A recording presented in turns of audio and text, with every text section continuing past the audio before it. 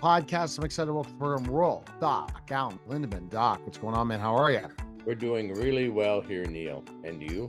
Fantastic. And today's topic is managing nausea in pregnancy, part 1 from Pregnancy Your Way, chapter 3. What is the name of pregnancy and your pregnancy and postpartum book? It's called Pregnancy Your Way. Choose a safe and happy birth.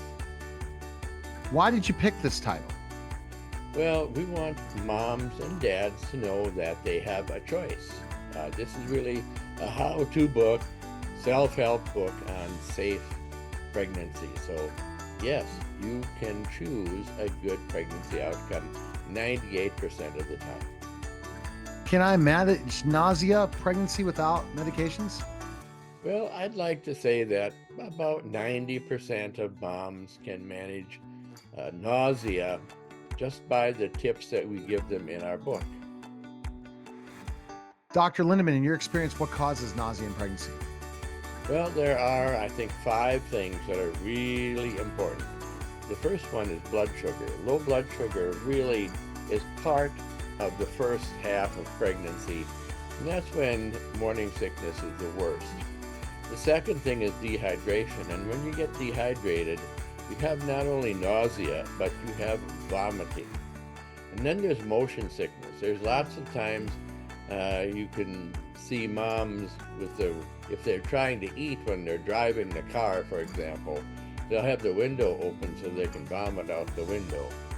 The fourth thing is low blood sugar, and that's something they would probably find in the shower in the morning. So if they feel like they're going to faint, sit down, don't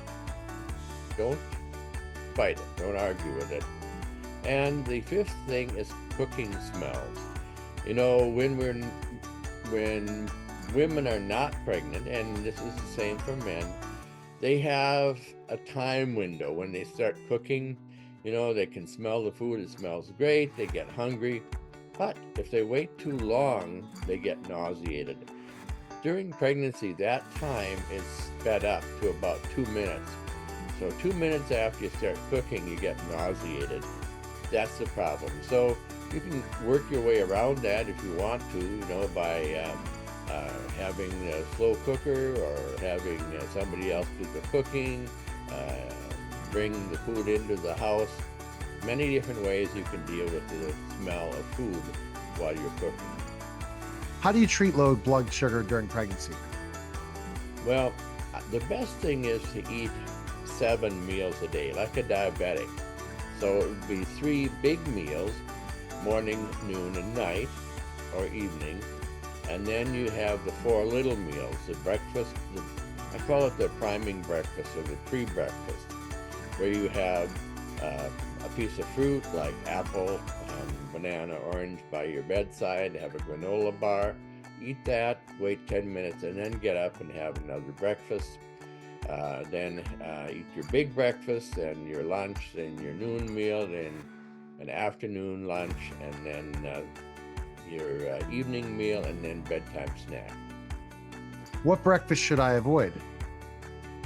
Well, you know, that's the most common breakfast that most people think is a good breakfast. You know, back in the 80s, there was a government project, it was by McGovern, that talked about, how bad it is to eat fat and eggs and butter. But the worst breakfast is cold cereal, skim milk, orange juice, and a piece of toast. So how many breakfasts are you recommending? I'd recommend 2. The first one, the little breakfast, which we just talked about, then a bigger breakfast. And the bigger breakfast should contain all 3 food groups, carbohydrates, protein, and fat. The reason for the carbs is that is a fast onset but short action carbohydrate, glucose, and then the protein and fat turn into blood sugar later but act longer. So then if you eat those things, you will avoid the nausea and the vomiting an hour after you ate your breakfast. All right, the best place to go is worlddocallen.com and pick up Pregnancy Your Way, available today on Amazon and Modern Medicine.